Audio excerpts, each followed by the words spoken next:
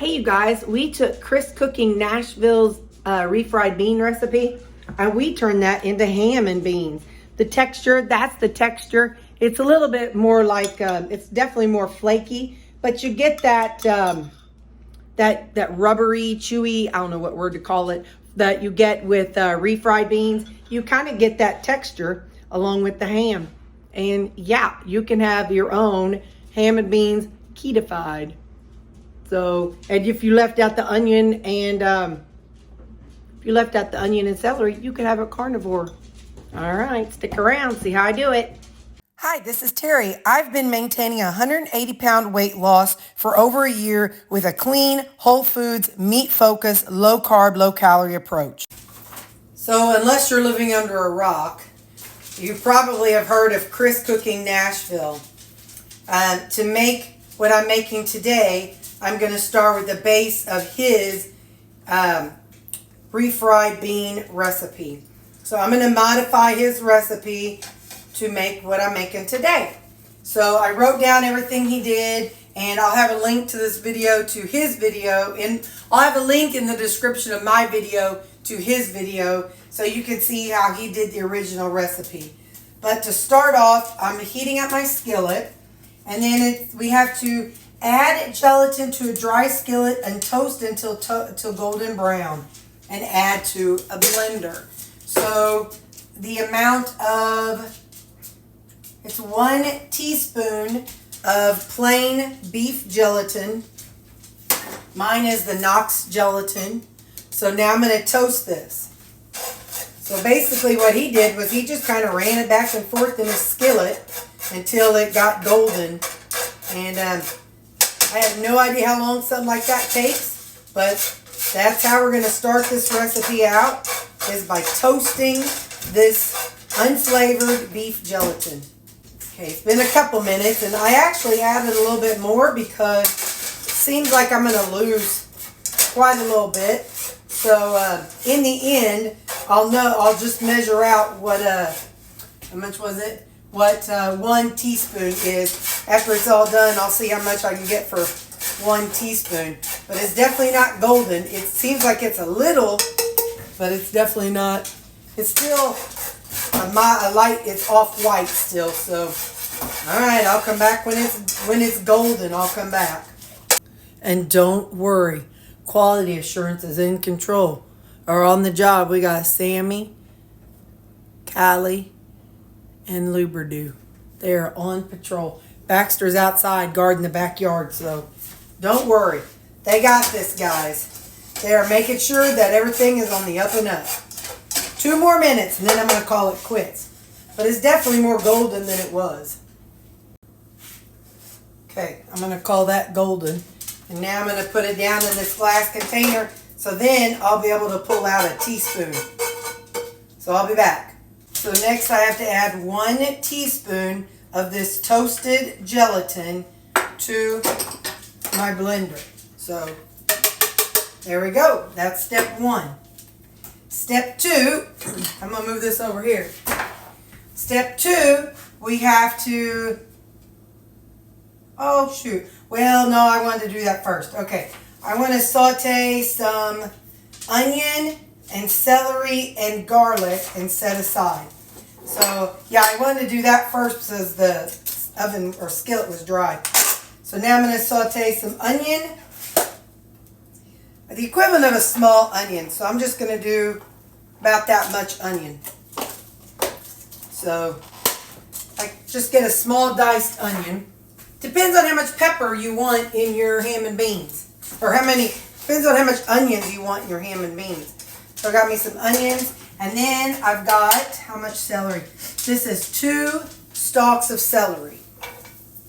So I'm going to saute these, and then I'll be back. It's almost ready. I added some salt to it, and I added I don't remember if I showed you, I added, it was 1 teaspoon of the freeze-dried garlic, and those are definitely toasting in here, so I think it's going to be really good. And when it's done, I think it's almost done. I'm going to go ahead and do it. I'm going to add it to this pot, because when I have everything ready, I'll put the ham in here and then all the ingredients in here, and I'll heat it up together in here. So now I'm just going to let this sit aside. This part is not part of his refried beans. This was for my thing. So I looked up how to make ham and beans, and like if somebody was to make it from scratch, what they would use, and so that was part of it. Next up for his, you take lard, and he used 4 ounces of cream cheese. I have Laughing Cow in my refrigerator. See, he said a tablespoon of tallow. Well, I don't remember. I think he used lard. I don't remember what he used, but I got tallow, so I'm going to use some tallow.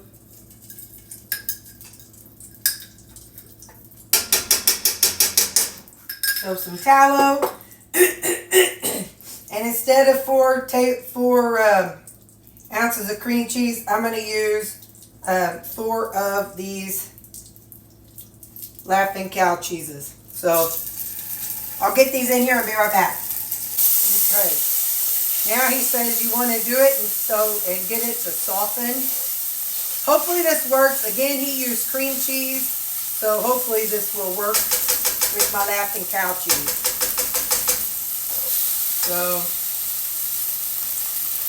he said it's okay for it to turn brown, and after it's softened, I will add 8 eggs.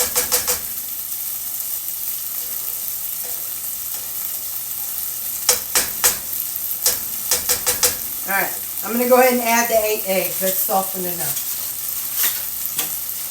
I'll be right back.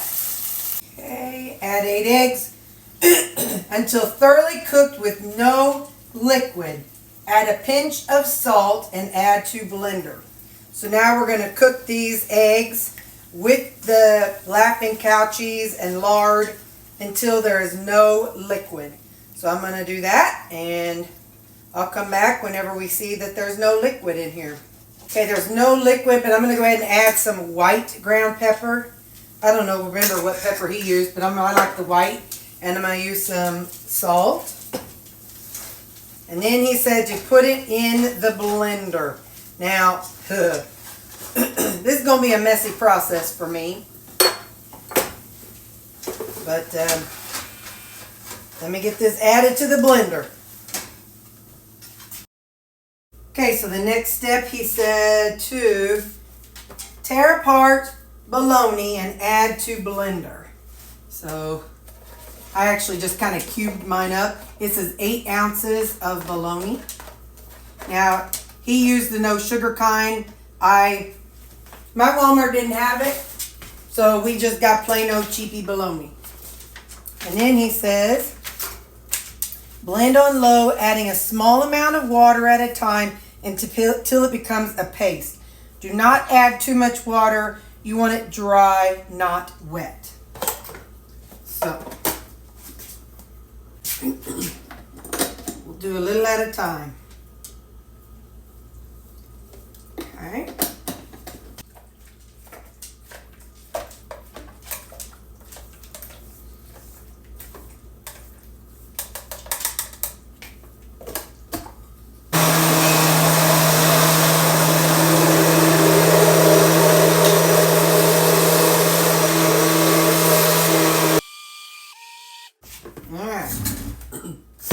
Call that quits. So next step, let me mark this a little bit. Add 1/4 teaspoon of egg white powder, 2 teaspoons at a time. Blend on high and look for lumps. So we're going to add half of this to it.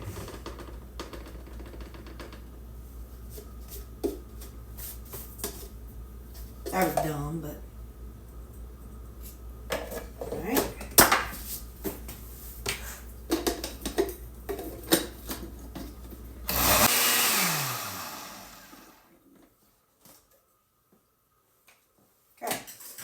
so next he says take out about 1/3, and we're going to be doing all of it over time. He only did 1/3 of his. Place it in the microwave safe bowl for 2 minutes covered. It'll become puffy and solid.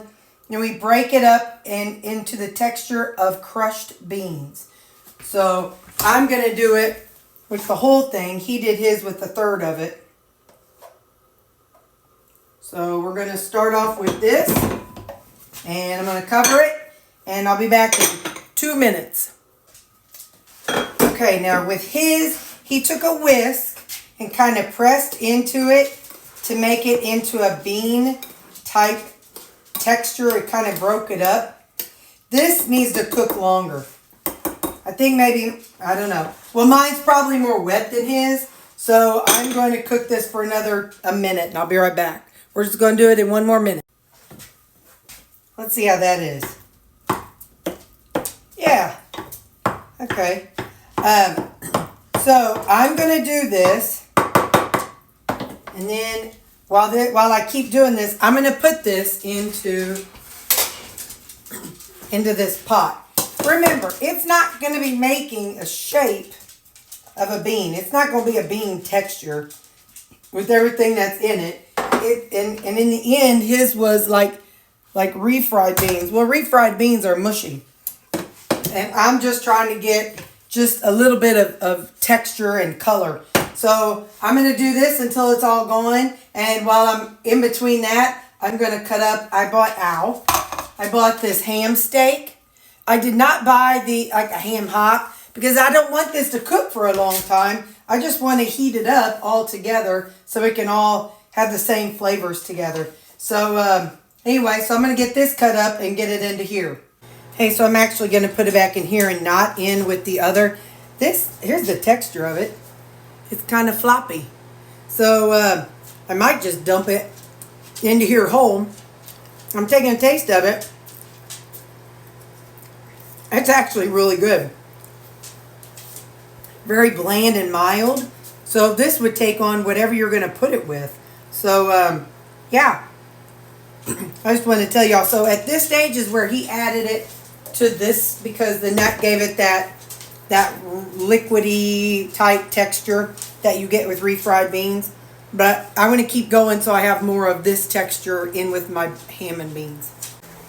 Don't worry. Quality assurance will be getting paid. Gotta bite it, buddy. Bite. Good boy.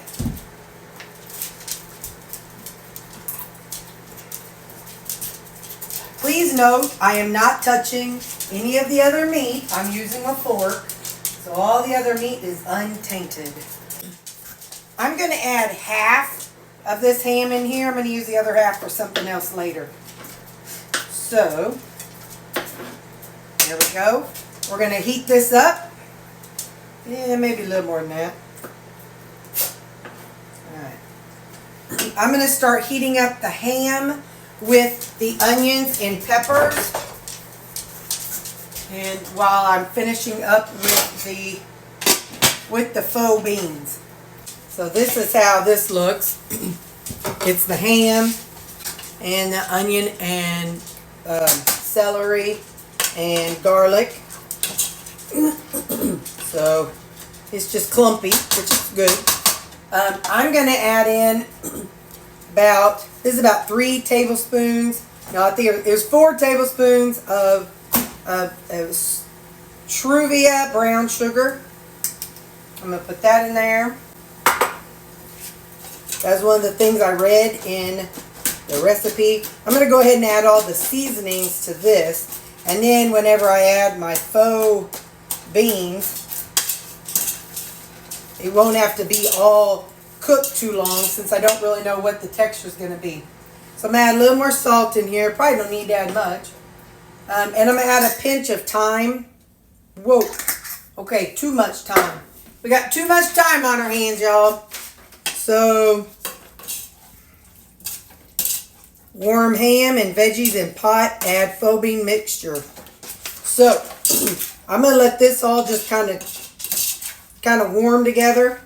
And then, when I'm done with our faux beans, I will be back. So, I'm just going to keep letting this ham, it's starting to release some of the fat down in the bottom of the stock pot.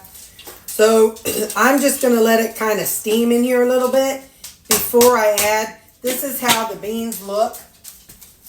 Or faux beans, that's how it looks. Again, that's the texture. And it breaks apart pretty easy, but it's kind of a gummy texture.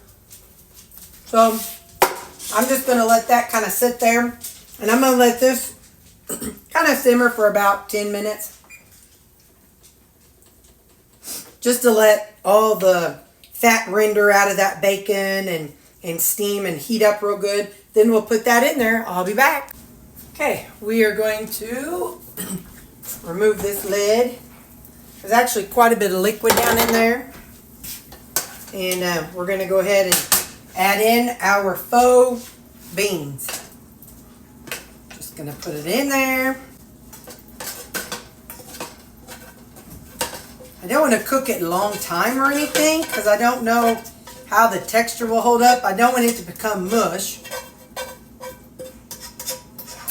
Well, I don't mind. It'd be actually probably be more like a potato soup kind of thing. Anyway, but I left it in some bigger chunks so we could kind of test it out and see. I need it to heat up all the way through. And I know it's going to break apart, you know, as I stir it. So I'm going to try to stir it gently. Now, we are going to just let it sit in here. We're going to come back in 6 minutes. I don't know if 6 minutes is long enough. I kind of want to put a lid over it and let it evaporate a little bit. So I'm going to put it so steam can come out. So we're going to be back in 6 minutes. It's on my number 3. Which on my oven is not quite a 4th. Mine goes up to 8 and then high. So I've got it on number 3 and I'll see you in 6 minutes. Okay, it's been 6 minutes. Let's see how the texture held up. Trying to stir it gently. It's still clumpy, so that's good. So that's what I wanted. Now, I don't want to stir too much, but now let's get some bowled up and let's see what we think. Hang on. Okay, let's give it a taste test. Here's how it looks so you can see it. It's got some texture to it, and I'm gonna make sure I get an onion and a pepper and ham. That's how it's looking.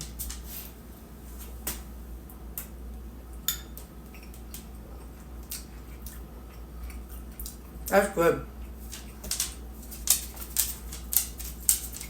That's real good. The texture, of course, is not beans, but you get a texture.